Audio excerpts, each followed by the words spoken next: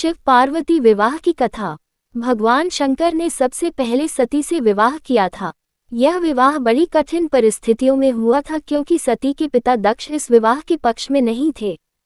हालांकि उन्होंने अपने पिता ब्रह्मा के कहने पर सती का विवाह भगवान शंकर से कर दिया। राजा दक्ष द्वारा शंकर जी का अपमान करने के चलते सती माता ने यज्ञ में कूदकर आत्मदाह कर लिया था। इसके बाद शिवजी घोर तपस्या में चले गए। सती ने बाद में हिमवान के यहाँ पार्वती के रूप में जन्म लिया। पार्वती राजा हिमवान और रानी मैनावती की पुत्री थी। पार्वती का अर्थ है पर्वतों की रानी। माता पार्वती शिवजी से विवाह करना चाहती थी, लेकिन शिव को पाना इतना आसान नहीं था। माता पार्वती ने कठोर तपस्या शुरू कर दी। पार्वती की तपस्या से तीनों लोक में हाहाकार मच गया। यहाँ तक कि बड़े बड़े पर्वत भी डगमगाने लग गए। सभी देवता शिवजी के पास पहुंचे और समस्या का हल करने को कहा। उस दौरान तारकासुर का आतंक था। उसका वध शिवजी का पुत्र ही कर सकता था, ऐसा उसे वरदान था, लेकिन शिवजी तो तपस्या में लीन थे। ऐसे में देवताओं ने शिवजी का विवाह पार्वती जी से करने के लिए एक योजना बनाई। उसके तहत कामदेव को तपस्या भंग करने के लिए भेजा गया। कामदेव ने तपस्या तो भंग कर दी, लेकिन वे खुद भस्म हो गए। देवताओं के अनुरोध और माता पार्वती की तपस्या से प्रसन्न होकर बाद में शिवजी ने पार्वती जी से विवाह किया। इस विवाह में शिवजी बारात लेकर पार्वती जी के यहाँ पहुँचे।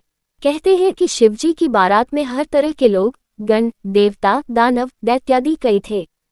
शिव पशुपति हैं, मतलब सभी जीवों के देवता भी हैं, तो सारे जानवर, कीड़े मकोड़े और सारे जीव उनकी शादी में उपस्थित हुए। यहाँ तक कि भूत, पिशाच और विक्षिप्त लोग भी उनके विवाह में मेहमान बनकर पहुँचे। इस बारात को देखकर माता पार्वती की माँ बहुत डर गई और कहा कि वह अपनी बेटी का हाथ ऐसे दूल्हे के हाथ में नहीं सौंपेगी। माता पार्वती ने स्थिति को बिगड़ते देखकर शिवजी से कहा कि वे हमारे रीति रिवाजों के अनुसार तैयार होकर आएं। शिवजी मान गए और इसके बाद देवताओं द्वारा शिवजी को दूल्हे के रूप में तैयार किया गया। जब शिवजी दूल्हा बनकर तैयार हो गए तो उनका दिव्य रूप देखकर सभी चकित रह गए। रानी मैनावती भी विवाह के लिए मान गई और उसके बाद ही उनकी शादी हुई।